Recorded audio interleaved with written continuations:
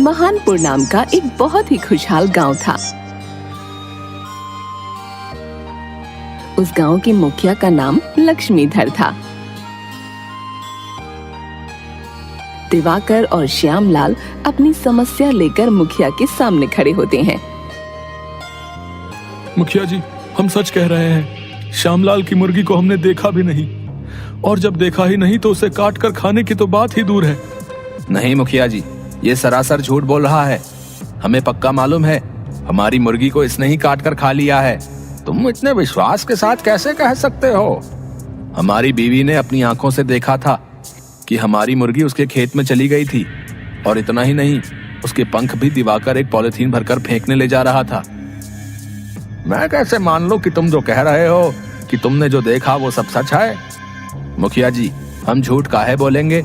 हम एक सीधे साधे आदमी हैं। दिवाकर की वजह से हमारा नुकसान हो गया है, हम बस उसकी भरपाई चाहते हैं। नहीं, तुम्हारी मुर्गी कहीं भाग गई होगी, इसमें दिवाकर की कोई गलती नहीं है। अब जाओ, यहाँ पर समय मत बर्बाद करो, और तुम्हारी सजा है कि तुम 10 किलो सेब और 10 दर्जन केला मेरे घर पर आज रात तक पहुंचाओ। मुखिया जी, मेरी क्या गलती है? 10 किलो नारंगी भी। जल्दी जाओ वरना और बढ़ा दूंगा। श्यामलाल चुपचाप वहाँ से चला जाता है। मुखिया के बगल में आकर दिवाकर बैठता है। वाह मुखिया जी, आपने तो श्यामलाल को अच्छा सबक सिखाया। लक्ष्मीधर नाम है मेरा, दूसरों की लक्ष्मी को धरना काम है मेरा।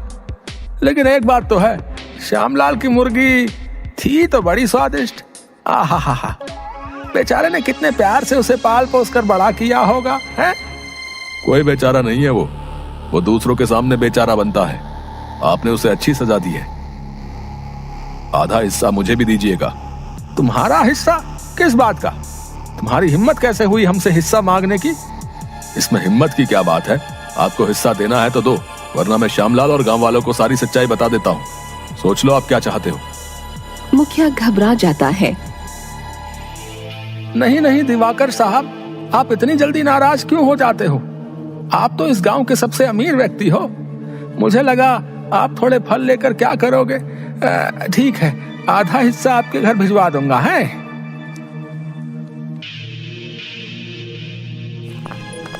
इधर श्यामलाल अपने घर पहुंचता है। उसकी पत्नी दुलारी उसे पानी लाकर देती है। क्या हुआ जी? मुखिया जी ने क्या कहा? मुखिया क्या कहेगा, वो तो दिवाकर का ही पक्ष ले रहा था। दिवाकर उसे पहले से ही अपने पैसों का रौब दिखा चुका होगा और खिला पिला कर रखा होगा। मेरी तो एक भी बात सुनने को तैयार नहीं था। मुखिया जी ने अंतिम निर्णय क्या सुनाया?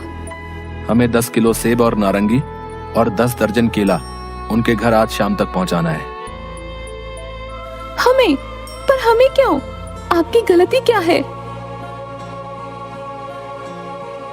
अब तो मुखिया के चुनाव भी आने वाले हैं।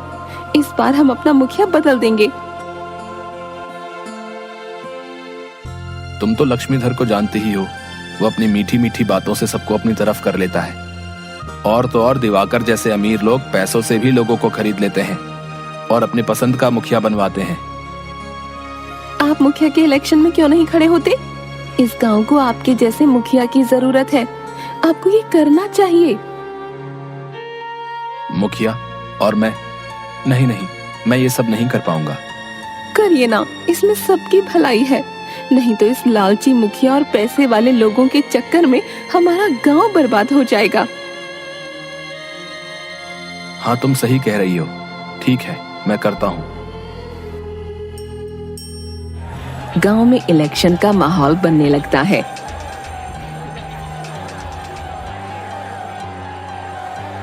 लक्ष्मीधर का पूरा विश्वास होता है कि उसका दोबारा मुखिया बनना तय है।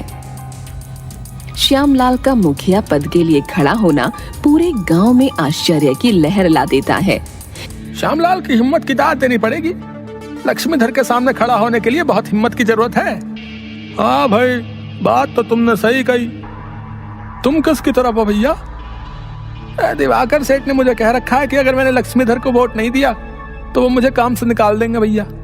हाँ, मुझे भी कहा है कि अगर लक्ष्मीधर को वोट नहीं दिया तो मेरा ब्याज 10% बढ़ा देंगे। फिर तो मेरे ऊपर बहुत कर्ज हो जाएगा भैया। पर श्यामलाल अच्छा आदमी है। तभी वहां पर श्यामलाल का भाषण शुरू होता है। मेरे प्यारे गांव वालों, हम सब बहुत सालों से लक्ष्मीधर का अत्याचार सहते आ रहे हैं। अब हमें ही कुछ करना चाहिए। अगर आप अपने गांव में एक सच्चा और अच्छा और न्याय दिलाने वाला मुखिया चाहते हैं तो मुझे वोट दें। मैं हमेशा आपके साथ खड़ा रहूंगा। तभी वहां पर लक्ष्मीधर का एक आदमी स्टेज पर आ जाता है। उसका नाम त्रिवेदी होता है। गांव वालों, क्या तुम इसकी बातें सुन रहे हो? उधर लक्ष्मीधर सेठ सभी को सोने का सिक्का बांट रहे हैं। अमीर हो या गरीब, आगे की जाति का हो या पीछे की जाति का, सबके लिए है एक सोने का सिक्का। जल्दी जाओ और ले लो। बातें सुनने से आपका पेट नहीं भरेगा। अधिकतर लोग त्रिवेदी के बताई गई जगह पर चले जाते हैं। श्यामलाल बहुत दुखी हो जाता है। नीचे उतरकर वो दुलारी से कहता है, देखा दुलारी, मैं कहता था ना, लक्ष्मीधर के सामने हमारी एक नहीं चलने वाली। वो सारी जनता को सोने का सिक्का बांट रहा है। अब उसका जीतना तय है। लक्ष्मीधर लोगों का वोट बटोरने के लिए कुछ भी कर सकता है। आखिर उसके पास लोगों को बांटने के लिए इतने सोने के सिक्के आए कहां से? मुझे तो इसमें बहुत बड़ी गड़बड़ लगती है।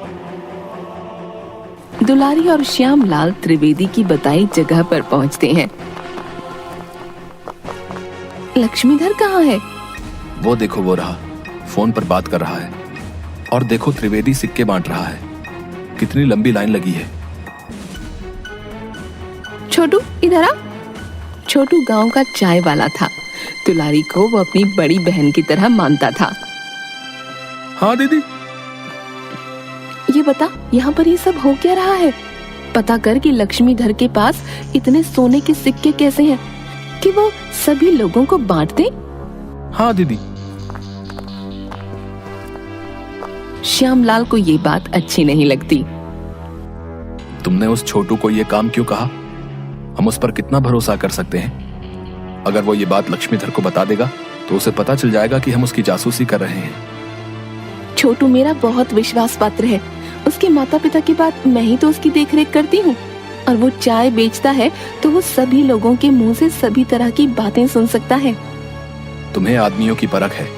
तुम कह रही हो तो ठीक है, मैं मान लेता हूँ।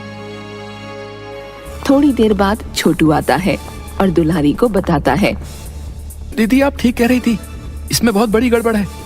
सोने के सिक्के पड़ोस के गांव के बदनाम गांजा डाकू से खरीदे हैं। वो तो जरूर ये सब कहीं से लूट कर लाया होगा। मुखिया अभी फोन पर बात कर रहा था। हमारे गांव की उन्नति के लिए जो पैसे सरकार से मिले थे उसने वही खर्च कर दिए हैं। मुझे पता था, लक्ष्मीधर से और क्या ही उम्मीद कर सकते हैं। अपने पद से उसे इतना प्यार है कि वो लोगों के बारे में सोचता तक नहीं। इतना बड़ा नेता होकर एक डाकू से चोरी के सामान खरीदता है। मैं उसे इतना गिरा हुआ नहीं समझता था। अब हमें इसका खुलासा करना होगा। हमारे गांव का भविष्य हमारे हाथों में है। अगर लक्ष्मीधर फिर से मुखिया बन गया तो हमारा गांव बर्बाद हो जाएगा। लक्ष्मीधर फोन पर बात कर रहा था। मैं तुम्हारे पैसे कल भिजवा दूंगा। तुम गांव के मुखिया को इस तरह धमकी नहीं दे सकते। हाँ ठीक है, कल शाम पुराने कुएं के पास मिलना। हाँ मैं खुद आऊंगा। छोटू चाय वाला बातें सुन लेता है और चुपके से दुलारी को फोन करता है। अब कल शाम पुराने कुएं के पीछे पूरा गांव लक्ष्मीधर का असली चेहरा दिखेगा। दुलारी कुछ गांव के लोगों को जमा करके पुराने कुएं के पीछे एक छिपने की जगह पर छुप जाती है। वो लोग इंतजार करते रहते हैं पर लक्ष्मीधर नहीं आता। मैंने तो पहले ही कहा था, हमारे गांव के मुखिया में कोई खोट नहीं है। श्यामलाल जीतने के लिए ये सब अफवाहें उड़ा रहा है। चलो सब घर चलते हैं। बूढ़ा आदमी अपनी छुपने की जगह से निकलता है। तभी गांजा डाकू वहां पहुंचता है। लक्ष्मीधर, यही है तुम्हारा जासूस। अब तुम ही तय करो कि इसे सजा क्या देनी है। लक्ष्मीधर अपने 2 आदमियों को चाकू लेकर उस बुजुर्ग आदमी की गर्दन पर रखने को कहता है। तुम लोगों को मैं इतने साल से खिला पिला रहा हूँ, हैं? तब भी तुम ऐसी हरकतें करते हो। नीच लोगों को कोई समझ नहीं होती। उसके मुंह से जैसे ही ये शब्द निकलते हैं, छुपने की जगह से सारे गांव वाले निकल आते हैं और श्यामलाल लक्ष्मीधर और गांजा डाकू पर हमला बोल देता है।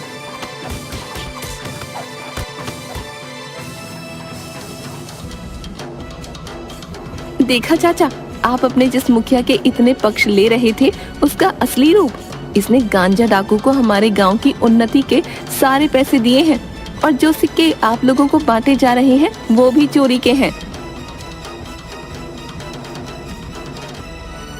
सारे गांव वाले बहुत ही आक्रोश में आ जाते हैं और मुखिया पर हमला कर देते हैं। श्यामलाल और दुलारी किसी तरह लोगों को संभालते हैं और दोनों को गांव के पुलिस के हवाले कर देते हैं। सारे गांव वाले लक्ष्मीधर के खिलाफ बयान देते हैं और फिर श्यामलाल गांव का मुखिया बन जाता है। देखा, मैं कहती थी ना, आप अगर सच्चे दिल से लोगों की सेवा करना चाहते हो तो आप मुखिया जरूर बन जाओगे। इस दुनिया में भले ही कितनी भी भ्रष्टाचारी और बुराई हो, पर अभी भी सच्चाई और अच्छाई के लिए थोड़ी जगह बाकी है और आप जैसे सच्चे और अच्छे लोगों की वजह से ही तो ये दुनिया चल रही है। हमारा मुखिया कैसा हो, श्यामलाल के जैसा हो। हमारा मुखिया कैसा हो, श्यामलाल के जैसा हो।